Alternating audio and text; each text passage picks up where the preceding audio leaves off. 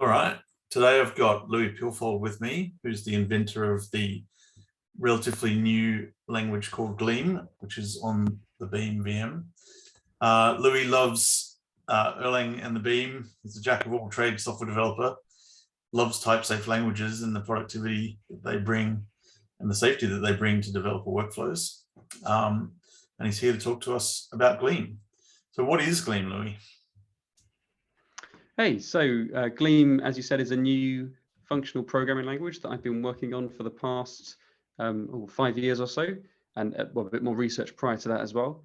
And it attempts to unify, the strengths of two different families of functional programming languages. So from the Beam world, we try and take all the multi-core and distributed computing and fault tolerance that we all know and love. And from the more typed functional programming languages, we try and take both that safety that you get from a strict static type system, but also that ability for the compiler to act as a pair programming partner who knows loads about the code and can tell you about any irregularities or inconsistencies you might have to make things like refactoring or exploring unfamiliar code much easier. So what would you say are the most interesting high-level features that people would want to know about? So as I just touched on, we've got that wonderful power of the Erlang runtime. So we have concurrency and parallel computing based upon the actor model, which I think is a really nice way of developing programs that aren't just single-threaded. But in addition to that, we've got the type system, as I've mentioned. But we've also got a few other things. So, for example, we really think the developer experience of writing Gleam is really important. So we consider editor tooling to be a first-class concern. So recently, we've released the first version of our language server, which will give you all the sort of IDE-like features that you might expect with any of the popular modern languages across any editor you want. Whether you're a Vim person or an Emacs person or a VS Code person, you can get all the features you might want. And then in addition to that, as well as compiling to the Erlang virtual machine, we can also compile to JavaScript. And this might seem a bit strange at first, because that means we don't get all of those nice Erlang properties when we're compiling to JavaScript. So why would we want that? Well, it means that if you are a Gleam person or an Elixir person or an Erlang person, you normally can't run code in web browsers or on CDNs or in mobile phones or on desktop apps, these sort of places. But JavaScript can run anywhere. So now we can take Gleam and reach a much wider set of problems and much wider set of users, which is quite useful, I think. Yeah, interesting. Is it worth just covering quickly some of the tooling things that you think are quite interesting and are sort of part of most modern tool chains? Sure. So we've just released our first version of the language server. So we've got quite a small feature set at the moment. We've got inline errors and warnings, auto formatting of your code. So similar to mixed format if you're an Elixir person. And we've got GOTO definition, and we can show type information on hover. So all pretty standard things. And we're going to fill out the remaining ones that everyone expects, such as auto completion in the near future releases. And then beyond that, I think there's a lot of really interesting scope for doing things like type-directed refactorings, because the Gleam compiler has so much information about your Gleam code that we can do things that just wouldn't be possible in some other languages. So I think it's going to be quite an exciting time. Awesome. And I think I noticed that it sort of had similar things like mixed new for Elixir, which is just a really nice convenience for getting started on any new project as well. I was able to get started within minutes and had a program running with a test suite, which gets you a lot further, a lot quicker. Totally. I don't, Gleam is very much focused on productivity, and if we have to spend a lot of time faffing around with, I want to make a new project. Okay, well, which build tool do I use? Which test framework do I use? How do I plug it all together? That stuff that just gets in the way and stops you from doing the thing that you actually want to do, which is solving whatever problem that you set out to solve at the beginning of the day. No one looks forward to configuring their build tool. So Mix and Rust in particular have been real inspirations, because they've got really easy to use command line tools that just do what 99% of people want to do. And so we're trying to get that same experience. Great. So what brought you to the Beam, and why did you choose to build a language on top of it? So I've been a Beam programmer for a number of years. I first was drawn to it through Elixir. I got into Elixir about version 1, and then I wrote an awful lot of Elixir. But before that, I liked to dabble in Haskell and typed functional programming languages. And after a few years of being tremendously happy with Elixir, a little thing sort of tickle me at the back of my head, going, oh, you know, this one particular thing would be easier if you had, you know, this feature from Haskell. Or this thing would be easier if you had this feature from OCaml. And then I wrote a bunch of Elm, and that really solidified in my mind that, oh, actually, a type system can be an assistant, and it's a real shame that I don't have that in Elixir and Erlang. But then when I'd be writing those languages, I would really miss the Beam. I'd really miss Elixir and Erlang. It's like, oh, I wish I had some actors now, or like, oh, I wish I had a better way of dealing with these errors. And so wherever I was getting a little bit frustrated. And then I sort of realized, I don't think these things are in conflict. You know, we could have one language that takes the best of both, hopefully. And so I started working on that. And it's going quite well, I think. Brilliant. So what, I mean, you've mentioned Elm and the ML family of languages, and Elixir as well, for the language and its tooling. What other languages most inspired what you've been doing with Gleam? So I mentioned Rust a second ago. So Rust hasn't been as much of an inspiration for the core of the language, the way that it works, but it was a bit of an inspiration for the syntax, and it's been a really big inspiration for tooling. You know, the idea of everything sort of just working, hopefully. If it doesn't, let me know, and I'll make sure it does just work afterwards. But another one which I think might surprise people is Go. So Gleam and Go are very different languages, but there's a few things in the Go philosophy which I find really really valuable and similar to Elm as well. Like Elm and Go both trying to be very small and very easy to learn, and in this way they particularly Go enable people to write kinds of programs they wouldn't be able to do before. Like there are lots of programs that you might have to write in C or C++ traditionally, and Go can't do all of them, but it can do a lot of them. So people who wouldn't be able to write these, you know, more hardcore languages could achieve better things with Go. And I think that's excellent. You know, leveling the playing field a little bit. If we can make things that are difficult, that were traditionally difficult, easier and more accessible to people, that's a huge win. Yeah, so I mean, you've talked a little bit about the philosophy and some of the goals of Gleam, but fast forward 5 years into the future, or 10 years, where do you see Gleam then? I'd really like to see lots of businesses using Gleam quite happily to build their, you know, all sorts of things. Gleam isn't an academic language. It's not a research project, and I'm not trying to you know, make something that only really works in niche areas. I want this to be something that people make websites with, something that people make APIs with, you know, normal mundane sort of business things that aren't very sexy, but are what we spend a lot, well, so I spend most of my time on.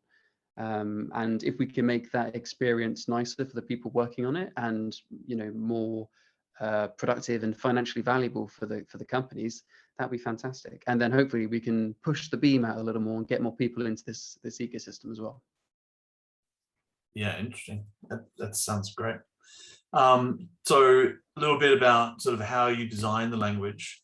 You know, what sort of things did you have to think about, and how did you arrive at some of the syntax choices and tooling choices?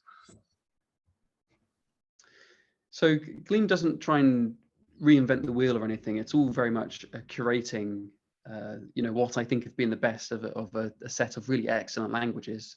So a lot of the time has been thinking about, you know, what is the interaction between things? You know, if you've got one feature and it does these things, and has another feature that does these things, the combination is not, you know, X plus Y, it's X times Y. You've got to think about all the different interactions and the way that they can fall onto each other. So there's a lot of careful consideration, and the philosophy we're sort of going for with Gleam is we're trying to work out the smallest set of things that can be the most useful, because the more you add, the more challenging it becomes to learn the language, and we want it to be as nice and predictable and hopefully fun as possible.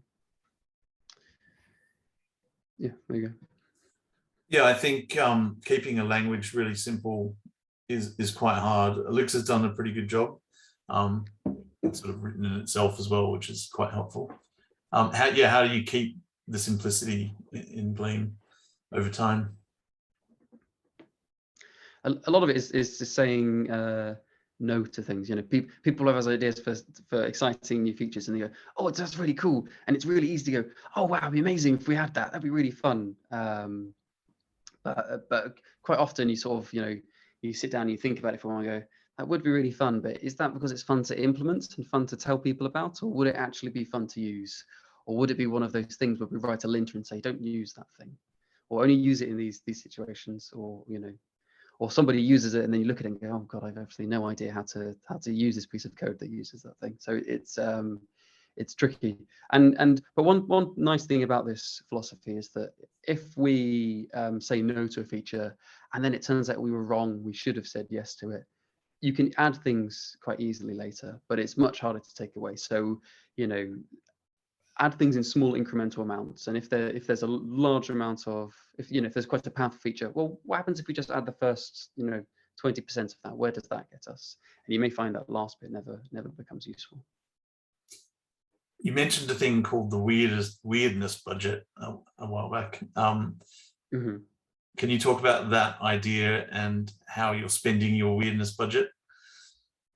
Sure. I forget who came up with this term, I'm afraid, but I thought it was great. I think somebody from the Rust community was talking about how languages have this weirdness budget. And the idea is that when a person is approaching a new piece of technology, or particularly a language, there's only a certain amount of like, oh, that's strange, that they will tolerate before they go, oh no, that's too strange, I'm going to go away. And so you've got to think quite carefully about, what you do that is seen as not the norm. Because people will get hung up on those things. So in the early days of Gleam, we had a syntax that looked quite similar to OCaml or Haskell or one of these things. And the language worked exactly the same way. It was just a slightly different syntax. But we had a lot of people sort of going, oh, it looks a bit odd, and deciding it wasn't for them. And then at some point we decided to some degree, as like a little experiment, see what it would look like if we had a more mainstream C inspired syntax with curly braces and all this sort of thing. And then suddenly there was a real noticeable surge of people going, oh wow, it's much more friendly than the language now. It's much easier to understand and use. We haven't actually changed anything about how it works. The way you program is exactly the same, but that initial first hurdle had gone. People looked at it and thought, oh, I'm a JavaScript developer, or I'm a Scala developer. This looks like it's for me. I'm going to get on board. And that's great. So we got a bunch of weirdness back, and then we can spend that in other places. And I think where we're probably going to be spending this is in the Erlang based actor system, because most people, when they're doing concurrency, they're used to probably futures or promises, async await, this sort of thing. And that's a really good concurrency model. I personally think the actor model is better and stronger, but it's definitely weirder. People aren't using it. I mean, you've got to learn a bunch of new things. So, let's make it so that people don't bounce off at the beginning, and then they can, invest their time into working out how to do actors. I know one of the questions that Elm got a lot was, do you have type classes? And I suspect some people might be wondering the same. Yeah, one of the big questions. So, and I'm sorry to all the Haskell people in the room and all the Rust people in the room, but we don't have type classes or traits or any of these sorts of ad hoc polymorphism features. And in some ways that's a shame, because they are super powerful and super capable, and you can do all sorts of amazing things with them. But there's a real tension between adding that level of expressive power to a language and making it so that it's always easy to understand code written in that language and easy to learn. It's very easy, at least when I'm using type classes and traits and trying to be a bit clever, it's very easy to write something that I come back to later and I go, oh, I wish I'd been a bit less clever about this, because I'm now really struggling to work with this code. If it's code as clever as I am and debugging is harder than writing, I've now gone past how clever I am, and I'm not going to be able to do it anymore. But that doesn't mean we're not interested in something like that. We just need to work out how we could add it in such a fashion so that it doesn't provide such a large drawback.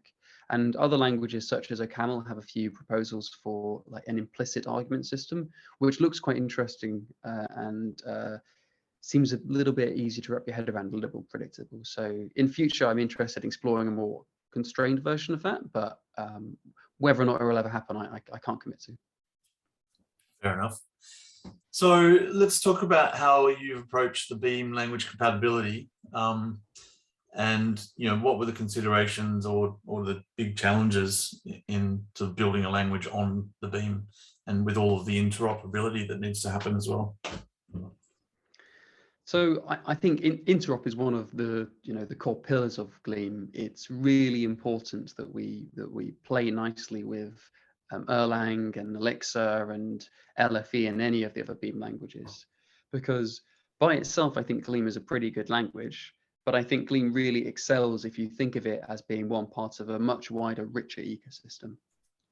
If we made Gleam and we had to make everything from scratch, it's not quite so clear why you'd want to use it, even if the runtime was really good. I've got to write all the libraries, but because we can draw from everything that exists in the Erlang world and such, we've got some of the best web servers in the world. We've got Cowboy, we've got excellent JSON parsing, we've got HTTP clients. You name it, we've got a whole ecosystem of things that we can use. So suddenly we sort of blasted through several years of library development. We're already at a place where, well, I can definitely trust the runtime because that's been used in Anger. Or I can definitely trust other libraries because they've all been, used in Anger. The language, well, that's a much smaller thing that I've got to personally evaluate and decide whether or not that's something I want to buy into. And I personally think the language is pretty good and pretty solid now.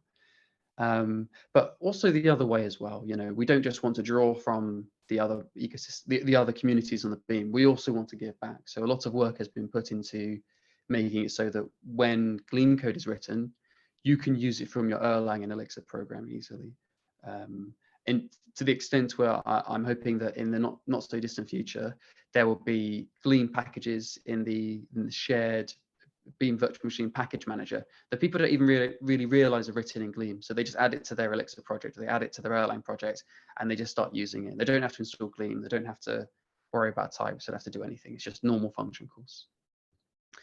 Yes. So, and as a result of that, we've got really good interop, and there's absolutely zero cost to calling to or from the other languages.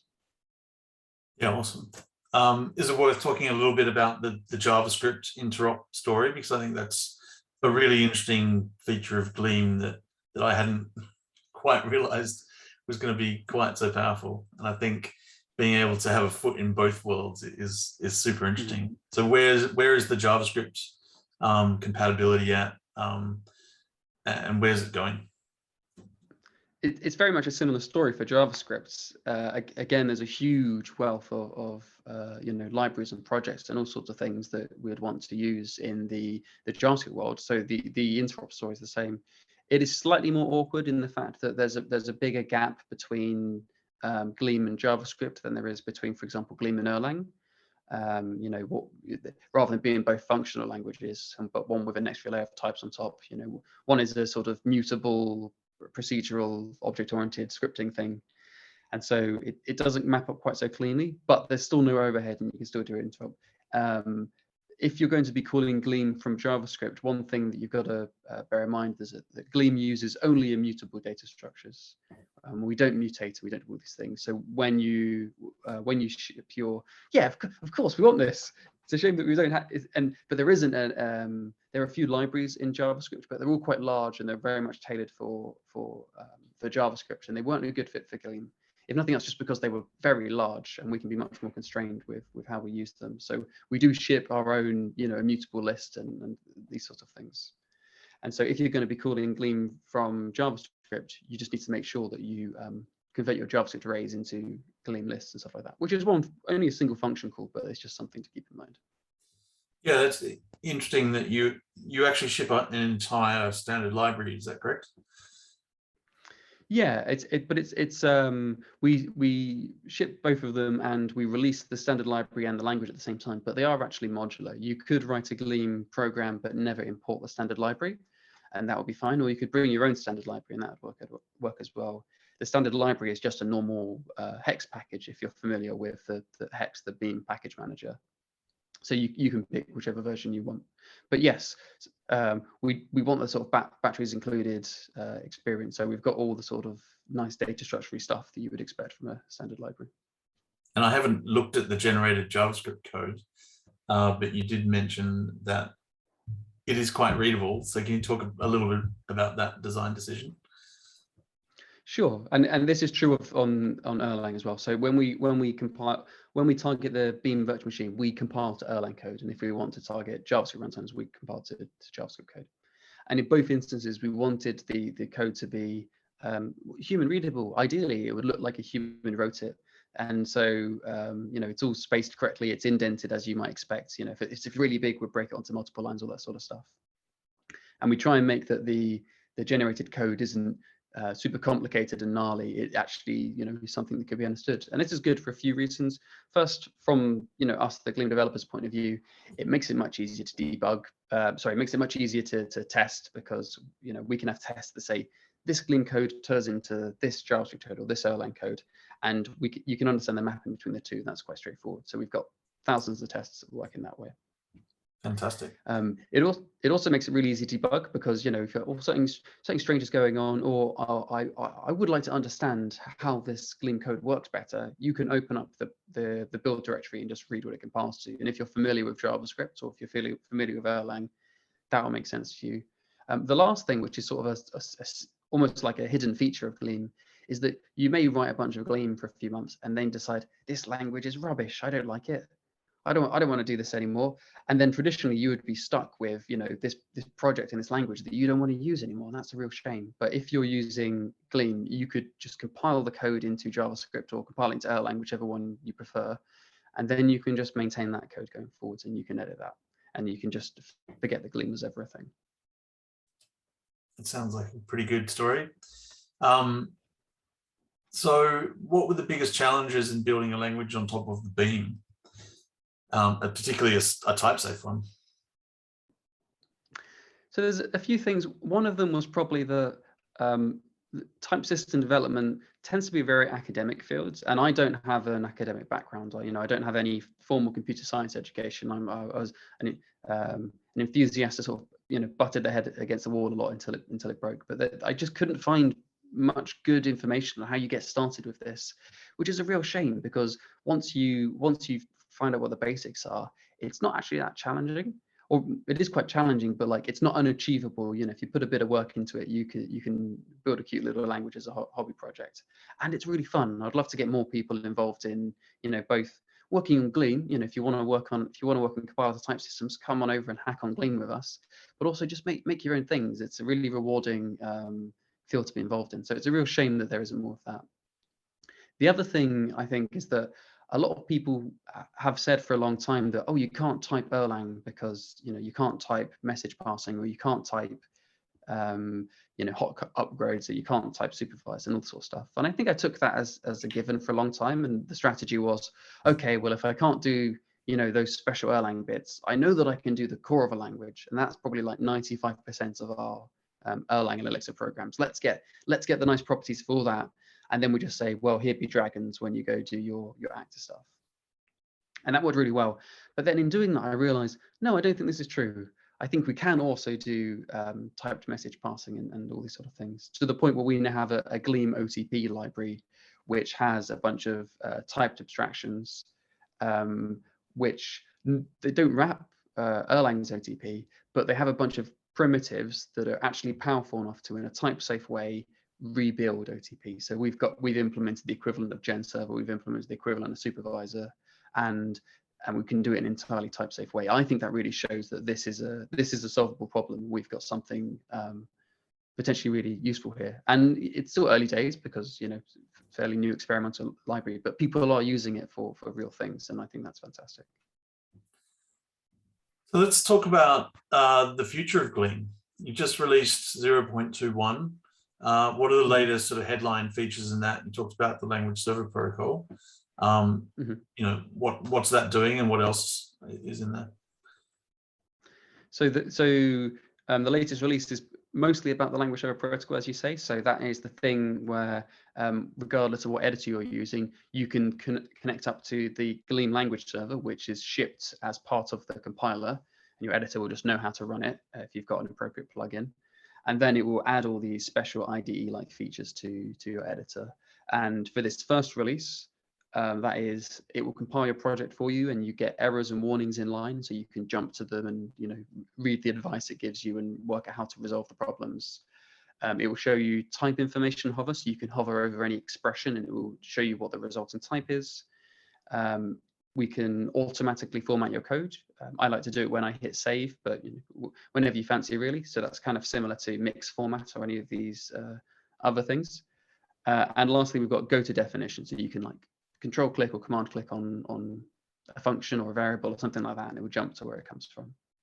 So sort of the usual things you'll sort of see.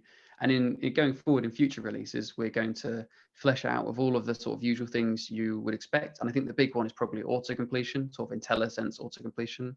So we're going to start adding that as well for modules and functions and variables and all sorts of stuff. And then once we've covered all the things you would expect to see in most IDEs, I would really, I think we're going to explore a lot type-directed refactorings, because the Gleam compiler has a lot of information about your code, more than a lot of other compilers, especially ones that don't have a type system. And because of that, I think that we can suggest how to do a lot more things, and generate a lot more of your code that might be a bit tedious to do otherwise. Sounds amazing. So what does the roadmap look for the language itself? And what other tooling might you look at in future? So as the fact that we're currently looking at tooling as a big part of the releases kind of suggests that the language is a lot more stable and mature, and I think that's true. I think that the core language is pretty close to getting to where it would be for a version 1 release. So I don't expect there to be any super major changes to how the language works, but there are a couple of things we want to add. At the moment, we've got a form of basic exhaustiveness check-in, that being if you have a type that could be one or more different things. So for example, Boolean can be true or false. When you pattern match on that type and you only write a true, you only handle the true case, we will say, oh, you forgot the false. You have to write, in order for you to continue for us to compile your code, you must provide us the false case as well. So we've got a basic form of that works for like the core custom types, ones that are just this or this or this, but it doesn't happen recursively. So if you had things nested inside things, it won't always catch it for you. So we're going to upgrade that in future to cover everything. And then we're going to use that information as well to do a bunch of performance improvements to your generated code. So once we have that, your JavaScript code should run a bit faster. Erlang code probably about the same, because they already do very clever things with their pattern matching already. The other thing that we're still doing sort of research on, but I think is likely to come in, is some form of optional arguments inspired by languages such as Python and Camel. It doesn't really change much about the, it doesn't enable you to do anything new with the language, but it will enable you to make nicer, more concise APIs. And I think it could improve the sort of developer experience a whole bunch as well. Did you talk about the exhaustiveness checking? Because I found that was a really interesting idea that certainly would, make more correct programs. Totally. So in Gleam, we try and catch as many mistakes as possible, or I guess more precisely, if something crashes in production in your code, we want it to be because you've made a decision saying, well, this error should never happen, so I'm just going to assert here, assert that this succeeds, and then you move on. And so you've made a decision to deliberately opt into a crashing behavior. I don't want it to ever be, oh, well, I made a typo, oh, I made a mistake, or I forgot to handle something. Any time when you opt into that behavior of, okay, well, I'll let the higher level construct do my error handling for me, in a sort of let it crash way that you find in Erlang, that should always be intentional. So we want everything to be super explicit, and forgetting to match on a new variant, on a new, on my contrived example of forget matching on true but not matching on false, that could cause your program to crash, and that would be a very embarrassing mistake. But it happens a lot in the world. So once we plug that hole, that'd be one of the last ways you can get runtime errors in Gleam. So just wrapping up, I mean, I think it sounds like you've got language design ideas and also the tooling kind of pretty much figured out. What about the community? How sort of active is that, and how do you think you're going to grow that over time? So community is really the most important thing in my eyes. There's no point having a perfect little language if nobody's using it. You've really got to make sure that people find out about it, and then people can try it easily, and then they can learn it and hopefully enjoy it and hopefully continue using it. And then those people can contribute back into the system, whether it be working on the language itself, whether if they feel like they want to be a bit of a compiler hacker, they can do that sort of stuff, or writing their own Gleam programs and showing that, hey, this is a language where you can do all these cool things, or making libraries that other people can use in the code. These are all super useful, and we're at a point where that probably is the most important thing in Gleam, getting that momentum. So companies can look at the language and say, well, okay, this seems like a thing that I could bet some degree of my business on, because there's loads of people using it, and it looks like a useful and productive tool. So we've really got to draw in as many people, and I think we're doing really well. We've got a lovely little Discord server that's got quite a lot of people in it now, and every day there's lots of discussion and friendly faces, and people both talking about Gleam and how they could improve it, or sharing their projects, or just chatting in the off-topic channel and having a bit of fun. So how are we going to grow this? Well, I think we're going to continue to have the focus on being welcoming and friendly, but there's other things we can do as well. I think that the onboarding process is going to be something we're going to be focused on over the next year. So at the moment, if you want to try Gleam, you've got to go to the website, and then you've got to install it and install Erlang, and then set up your text editor, and go through the documentation, which is not terrible, especially for such a new language, but it could definitely be a lot better. It's not as good as you would find in a lot of these more mature languages. And that's quite a lot of hoops to jump through to trying a new language. That's a lot to ask for someone. So what I'd really like is that if you could say, yeah, I want to try Gleam. I type in Gleam, and then I get taken to the homepage, and I press a try button, and it immediately takes you to a text editor in your browser, and there you can write Gleam code, and maybe there's a little tutorial on the side that tells you what you can do, and then even go as far as to being able to run it inside the browser and immediately get back your results, or even have the language server in the browser, so you can have all these IDE-like features without installing anything on your computer at all. So you can see the errors and warnings and get refactorings and all sorts of stuff. And then hopefully people will try this and say, wow, if it's this good in the browser, imagine what it would be like if I had it on my computer. Imagine what it would be like if I could use this, for my day job. And hopefully that will, give people more of a motivation to try it. I can confirm it's super easy to get into, install, and get started. So well done on the existing onboarding, and look forward to seeing how it improves over time. I think that's all we've got time for, Louis. So thanks for your time, and thanks for giving us a little tour around Gleam. Thanks for having me. And I do hope that if anyone's interested in Gleam, come try it out and drop by the Discord server and say hi. Thanks, Louis.